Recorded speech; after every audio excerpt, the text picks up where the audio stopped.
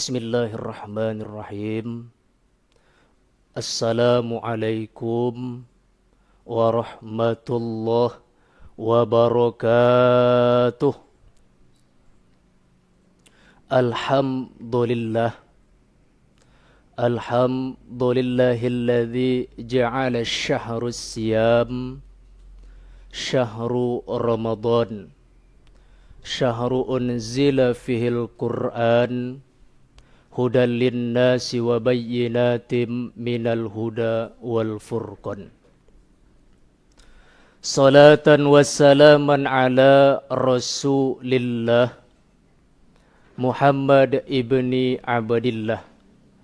Allahumma salli ala Sayyidina Muhammadin wa ala alihi wa sahbihi ajma'in. Radina billahi rabba wa bil islami dina wa bi Muhammadin sallallahu alaihi wasallam nabiyya wa rasula wa bil Qur'ana imama wa bil ka'bati qiblata wa bil mu'minina ikhwana. Wa qala rabbi shrah li sadri wa yassir li amri wahlul 'uqdatam min lisani yafqahu qawli amma ba'du. Puja dan puji serta syukur kita ucapkan kepada Allah Subhanahu wa taala. Apa sih faedah, padilah maupun ganjaran yang didapatkan oleh seseorang yang bersyukur? Maka dapat kita temukan jawabannya di dalam Al-Quran surah Ibrahim ayat 7 yang barangkali kita hafal, sering dengarkan dan bacakan. La in syakartum la azidannakum wa la in kafartum inna adzabi lasyadid. Jika engkau bersyukur nikmat Allah, jika engkau berterima kasih pemberian Allah, jika engkau senang hati ketetapan takdir Allah, nikmat akan ditambah. Kita bertanya, apanya yang ditambah? Tentu kita ingin jumlahnya lain hari.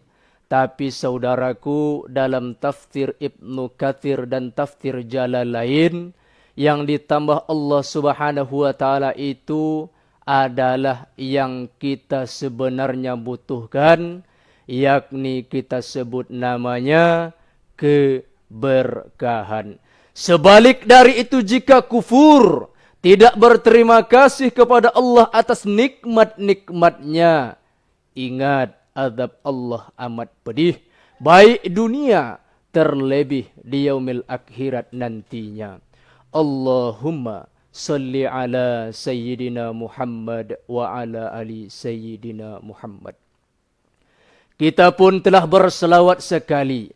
Apa pula ganjaran padilah maupun faedah yang didapat?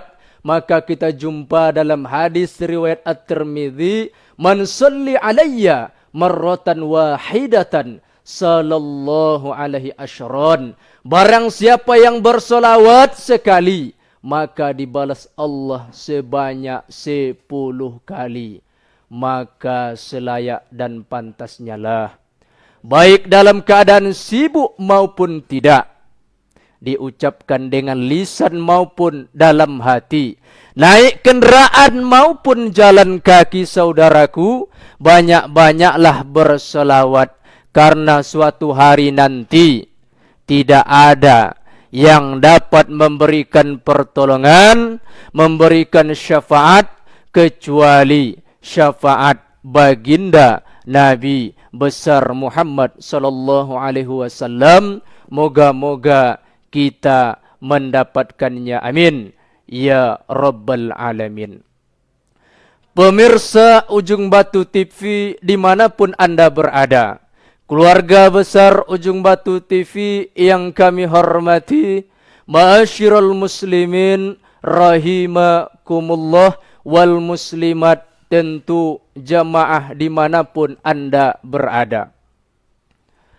Pada kajian kita pada tanggal 24 Ramadan 1444 yang saudara saksikan ini, judul kita adalah Harapan Mayit Jika Hidup Lagi. Harapan mayit jika hidup lagi, mengingatkan kita sebuah peribahasa.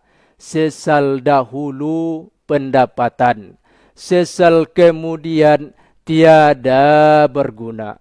Ma'asyiral muslimin, sidang pemirsa UBTV dimanapun Anda berada, rahimakumullah, lemas badan tapi sabar, sebentar lagi kita berbuka puasa.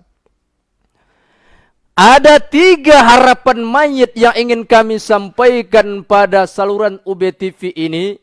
Yang pertama, harapan mayit adalah berimpak dan bersedekah. Yang kedua, harapan mayit jika hidup lagi ingin beramal soleh.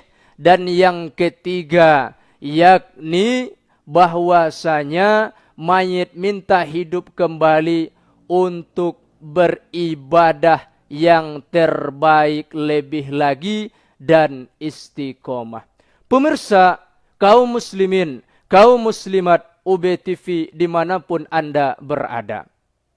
Yang pertama, kita meyakini bersama bahwa manusia salah satu makhluk yang diciptakan Allah di muka bumi ini, berdiri di antara makhluk-makhluk dan ciptaan Allah lainnya. Planet matahari misalnya, garis melalui kutubnya diperkirakan mencapai 79.000 mil. Garis yang melalui khatulistiwa 24.900 mil. Sedangkan luas permukaan bumi kita ini 200 juta mil persegi. 150 juta mil persegi adalah bagian yang berair banyak. Emang 50 juta mil persegi adalah bagian yang kering. Menurut penelitian Baden, pada tahun 1850, Badan Antariksa menyatakan matahari jauhnya dari bumi dapat mencapai 6 sektiliar mil. Dalam hukum fisika, semakin jauh benda, semakin berat benda. Jika jatuh menghantam bumi, maka jangankan manusia yang akan hancur, bumi dan planet lain sekalipun, bagaikan beras yang digiling menjadi tepung, bagaikan kayu yang dibakar menjadi abu, kadangkala tak terlihat lagi oleh mata. Lalu bagaimana pantas manusia yang kecil ini melawan Allah dalam hidup? Lawanlah Allah, tentanglah Allah. Jika engkau pejabat menentang Allah, silahkan. Jika engkau berdagang curang menentang Allah, monggo. Apapun pekerjaanmu, jika tidak sesuai dengan perintah Allah dan pun melanggar aturan Allah, silahkan. Jika diceramahi tak mampu diceramahi, dinasihati tak mampu juga dinasihati. Ithma syi'ta fa innaka mayyitun. Lakukanlah apa yang engkau inginkan, yang engkau suka dan kesukaanmu.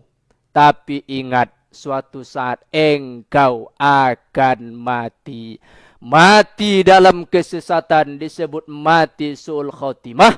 Dan mati sul khotimah tentu kita yang telah berlevel mayat tersebut menyesal dan minta untuk hidup kembali. Yakni pertama, tentu ingin berimpak dan bersedekah. Ma'asyiral muslimin wal muslimat dimanapun Anda berada, pemirsa Ujung Batu TV rahimakumullah. Berimpak dan bersedekah tentu kita temukan dalilnya di dalam Al-Quran surah Al-Munafikun ayat 10. A'udzu billahi minasyaitonir rajim wa anfiqu mimma razaqnakum min qabli ayyatiya ahadakumul maut fayaqulu rabbi laula akhartani ila ajalin qarib fayaqulu rabbi laula akhartani ila ajalin qarib fa asaddaqa wa akum minas salihin. Orang yang katakanlah dia punya harta banyak, kikir bukan mainnya. Jika hartanya telah sampai haul dan nisab zakat, umpamanya harta emas 85 gram setahun, dia kikir tak mau. untuk mengeluarkan zakat. Punya kambing 40 ekor, dia tidak mau zakatkan 1 ekor. Jika punya sapi 30 ekor, tak mau dia zakatkan 1 ekor. Maka nanti akan mendapatkan azab Allah Subhanahu wa taala. Salah satunya telah terjadi, telah nampak dan telah dirasakan pada saat sakaratul maut. Cinta dunia dengan harta. Dengan harta dia menjadi kikir. Dengan harta tidak mau berimpak dan bersedekah. Maka pada saat sakaratul maut, maka wal malaikatu basitu aidihim akhriju anfusakum, yang mana cinta dunia, mayit rohnya ini susah keluar saudaraku dari jasadnya, maka dipaksa oleh malaikat maut, dipukul oleh malaikat maut. Sakitnya sakratul maut itu saudaraku bagaikan tebasan 300 di tempat yang sama, pedang yang tajam, tambah lagi pukulan malaikat, ruh dicabut paksa. Saudaraku, yang namanya pemaksaan tidak ada enaknya.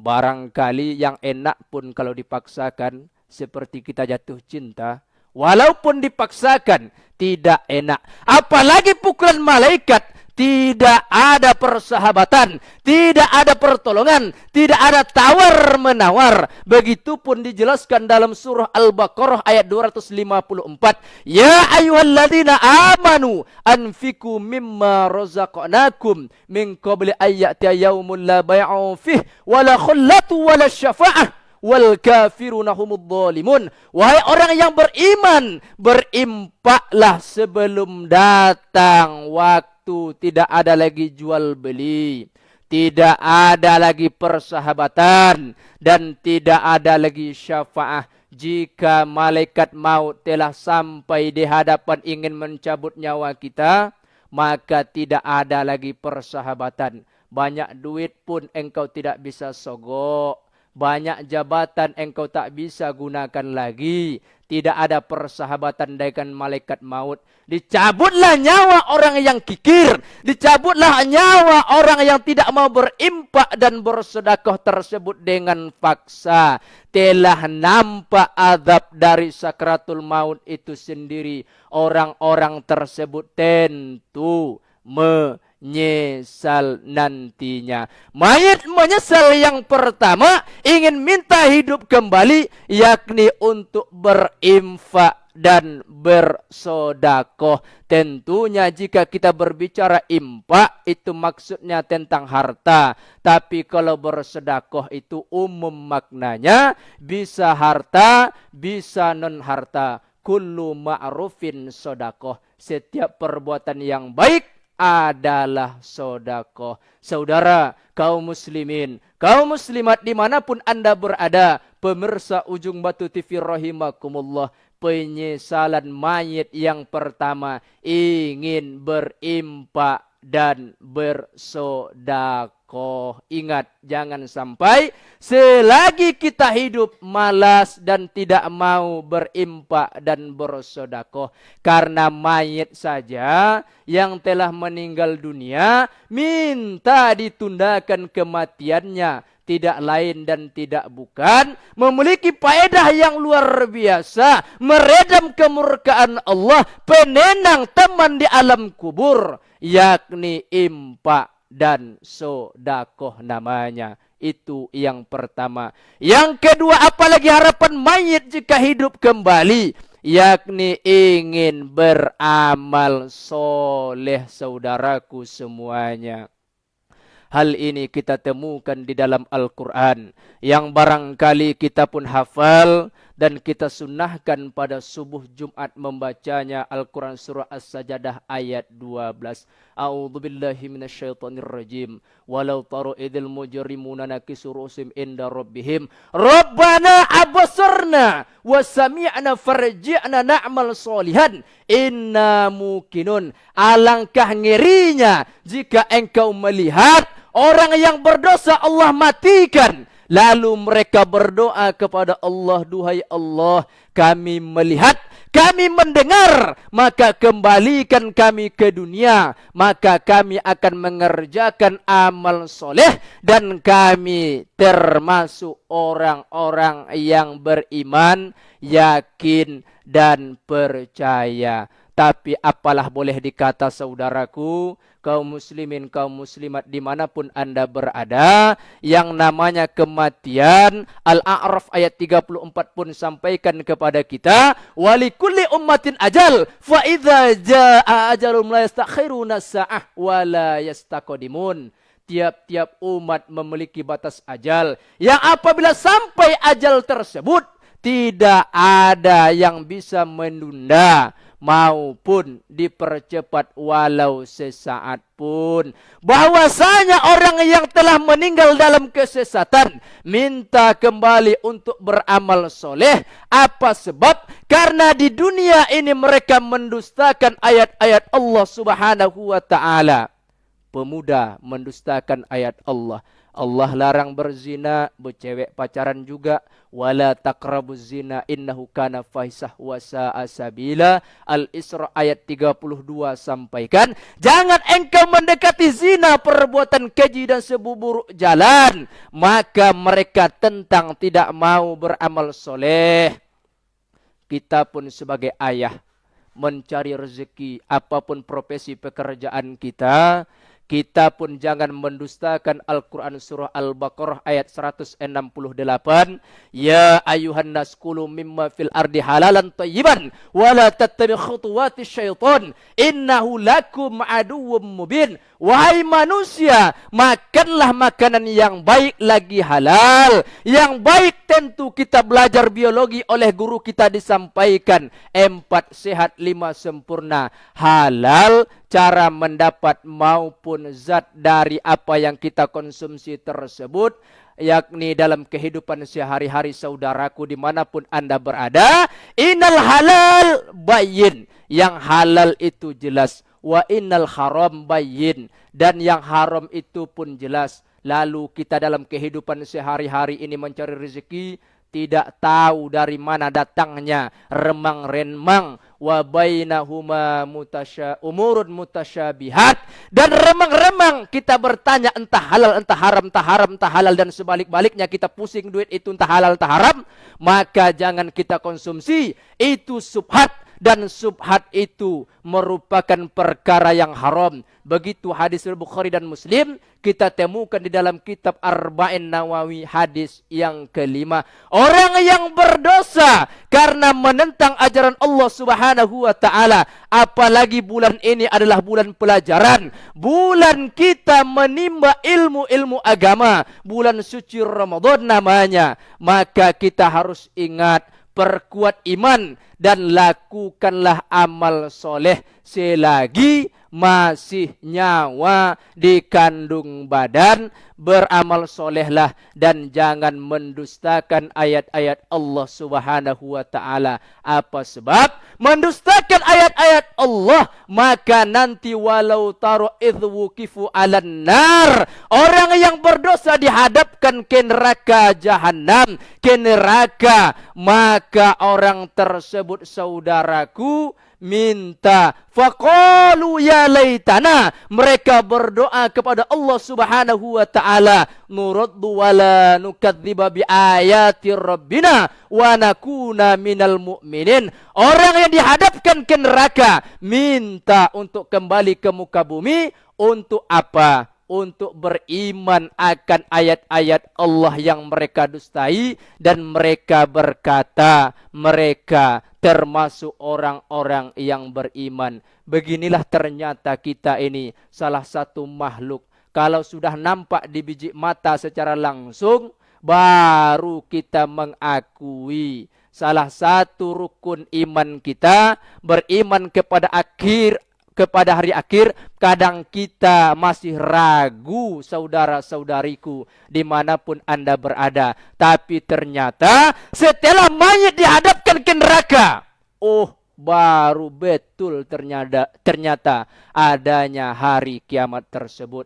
Makanya sebelum menyesal, maka beramal solehlah. Baik amal yang bersifat wajib, maupun sunnah, terlebih pada hari ini kita masih berada pada bulan suci Ramadan, dan pada bulan-bulan yang lain pun jangan kita habis Ramadan, habis pula semangat kita untuk beramal soleh. Karena apa? Karena nyawa tidak tahu, malaikat maut selalu mengintai, dan ajal itu adalah rahasia Allah Subhanahu wa ta'ala. Ma'asyiral muslimin, sidang pendengar dan penonton Ujung Batu TV dimanapun Anda berada, rahimakumullah. Yang ketiga, yang terakhir, bahwa mayit telah meninggal tentu. Maka yang ketiga, yang pertama itu perkara orang yang meninggalkan atau tidak mau patuh kepada Allah Subhanahu wa ta'ala. Yang kedua pun demikian. Yang ketiga ini saudara-saudariku dimanapun Anda berada, walaupun kita telah beramal soleh rupa-rupanya, setelah kita meninggal nanti pun minta untuk kembali ke muka bumi ini. Apa sebab? Ternyata amal soleh kita tiada apa-apanya. Jangan pede dulu sedekah kita yang sedikit. Banyak terasa sedekah kita pede. Banyak membantu orang kita merasa sudah GR. Tapi ternyata di yaumil akhirat nanti amal yang kita lakukan itu belum ada apa-apanya ditimbangkan dengan manfaat dan juga ganjaran di yaumil akhirat tersebut. Saudara-saudari Ujung Batu TV dimanapun Anda berada, tentu kita mendengar bahwa cerita sahabat Nabi yang bernama Thauban.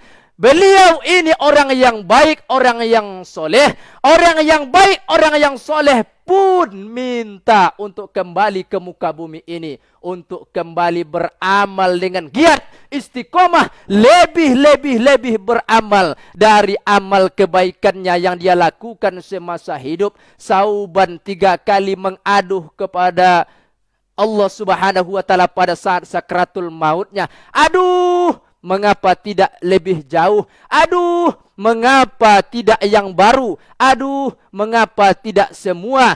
Datangnya peristiwa ini, maka turunlah ayat Al-Quran surah Qaf ayat 22. Fakashafna angka gito'aka fabasaruka hadid. Bahwasanya kita pada saat sakratul maut itu, saudara-saudariku, dibukalah penutup mata mereka, lalu mereka menyaksikan berbagai ganjaran dari apa-apa yang mereka kerjakan. Thauban rumahnya jauh ke masjid, beliau pun mengaduh, mengapa ya Allah perjalananku ke masjid tidak engkau lebih jauhkan? Karena jika lebih jauh berjalan ke masjid, tentu faedah yang didapatkan surganya tentu lebih baik, VIP atau yang lebih baik dari surga-surga orang yang biasa. Yang kedua, sesal Thauban, mengapa tidak yang baru? Rupanya berjalan menuju masjid, Thauban punya 2 pakaian. Ada orang kedinginan membutuhkan, dia copot pakaian yang di luar, rupanya yang di dalam untuk sembahyang solat yang baru. Kenapa tidak yang di dalam yang baru? Karena rupa-rupanya ganjarannya lebih besar. Dan yang ketiga, setelah pulang dari solat, Thauban berjumpa dengan orang yang membutuhkan makan sepotong roti. Thauban bagi 2. Mengapa tidak semuanya? Begitulah faedah dan fadilah yang luar biasa. Mayit yang beriman pun beramal soleh minta untuk kembali ke muka bumi ini. Maka dengan peristiwa Thauban ini dapat kita tengok hadis, yakni hadis tentang mencintai sesama muslim. La yu'minu ahadukum hatta yuhibbu li akhih ma yuhibbu li nafsih. Maka jelas rupanya tidak beriman salah seorang di antaramu sampai ia mencintai saudaranya sebagaimana ia mencintai, menyayangi dirinya sendiri. Ternyata kita berbuat baik pun harus terbaik, tidak hitung-hitungan. Ma'asyiral muslimin wal muslimat, pemirsa Ujung Batu TV rahimakumullah. Mencintai saudara seperti mencintai diri sendiri, maupun ibadah lainnya seperti halnya kita bersedekah, berimpak dan memberikan sesuatu kepada saudara kita, harus yang terbaik. Patokan indikatornya kita yang memberikan, apakah mau menerima atau tidak. Barangkali kita pun menengok harta yang kita berikan saja tidak mau. Begitupun kata Allah dalam Al-Quran, surah Ali Imran ayat 92, lan tanal birra hatta tunfiku ma tuhibbun. Engkau tidak akan mendapatkan kebaikan sebelum engkau berimpak dengan apa yang engkau cintai. Ma'asyiral muslimin, Ujung Batu TV yang kita hormati, pemirsa dimanapun Anda berada, itulah 3 harapan mayit. Harapan tinggal harapan tentunya yang menjadi iktibar pelajaran bagi kita. Mayit minta hidup kembali untuk berimpak dan bersedekah. Ingat, jika engkau kaya, hitunglah zakatnya. Namun jika engkau tidak kaya, impak sedekah itu tidak ada haul dan nisabnya. Bisa berimpak banyak, bisa pun sedikit. Tidak bisa berimpak harta, maka dengan non harta. Yang kedua, harapan mayit adalah ingin beramal soleh dan tidak mendustakan ayat-ayat Allah Subhanahu wa ta'ala. Dan yang ketiga tentunya, walaupun kita telah beriman dan beramal soleh, jangan cepat puas. Ternyata amalan, perbuatan kita belum ada apa-apanya nanti di hadapan Allah Subhanahu wa ta'ala. Dan ingat, tentu kita harus memiliki sikap sifat yang namanya istiqomah.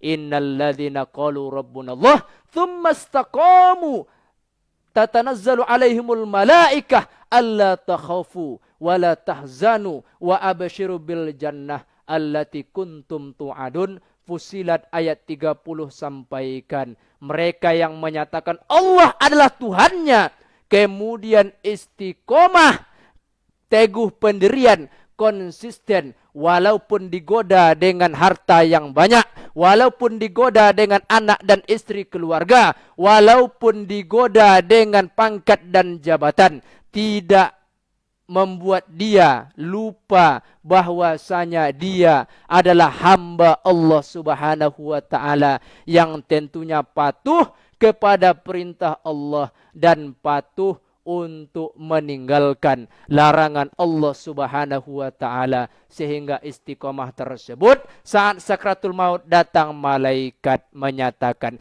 janganlah engkau bersikap sedih, lagi bersedih hati, berduka jangan. Ingatlah surga telah dijanjikan kepadamu, maka masuklah ke dalam surga dan engkau kekal di dalamnya. Ma'asyiral muslimin, Ujung Batu TV yang kita hormati, saudara-saudari pemirsa, penonton maupun pendengar Ujung Batu TV dimanapun Anda berada, maka sekali lagi kita simpulkan, mayit minta hidup kembali untuk berimpak bersedekah, untuk beramal soleh, dan yang ketiga untuk istiqomah dan meningkatkan amal soleh untuk yang terbaik. Barangkali itu kesimpulan yang dapat kami sampaikan. Semoga memberikan semangat, memberikan motivasi, menjadi rem bagi kita bahwa ingat, mayit saja minta untuk kembali hidup ke muka bumi, untuk beribadah kepada Allah Subhanahu wa ta'ala. Saudara-saudariku dimanapun Anda berada, ini nasihat yang amat luar biasa. Jika dengan nasihat kematian ini saja tidak bisa mengetuk mata hatimu, dengan apa lagi Allah Subhanahu wa ta'ala akan menasihati, mengetuk pintu hatimu. Al-kayyisu mandana nafsahu wa amila lima ba'dal maut. Orang yang cerdas adalah orang yang memperbaiki diri dari hari ke hari dan mempersiapkan bekal setelah kematian. Persiapkan bekal sehingga insya Allah nanti kita tidak menyesal di kemudian hari. Terima kasih atas perhatian. Mohon maaf atas kesalahan. Datang benar, betul, tentu semua dari Allah Subhanahu wa taala. Maka mari kita berusaha untuk mengamalkannya. Dan salah tentu dari kita manusia biasa yang tak pernah luput dari salah dan dosa. Dimanapun Anda berada, mari kita tutup acara ini dengan doa kafaratul majelis. Subhanakallahumma wa bihamdika asyhadu an la ilaha illa anta astaghfiruka wa atubu ilaik. Wabillahi taufiq wal hidayah. Ihdinas siratal mustaqim. Assalamualaikum warahmatullahi wabarakatuh.